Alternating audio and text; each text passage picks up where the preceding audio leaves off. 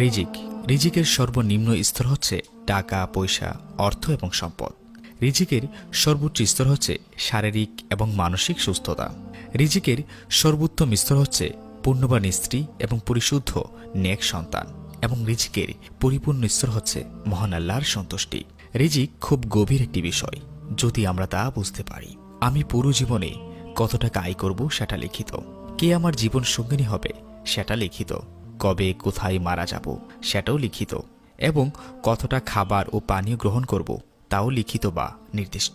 আশ্চর্যের ব্যাপার হচ্ছে, আমি কতগুলো দানা বা ভাত দুনিয়াতে খেয়ে তারপর মারা যাব সেটা লিখিত। একটি দানাও কম না এবং একটিও বেশি না। ধরুন এটা লিখিত যে আমি সারা জীবনে 1 কোটি টাকা আয় করব। এই সিদ্ধান্ত আল্লাহ তাআলা নিয়েছেন, কিন্তু আমি হালাল উপায়ে আয় করব না হারাম উপায়ে আয় করব সেই সিদ্ধান্ত একান্তই আমার।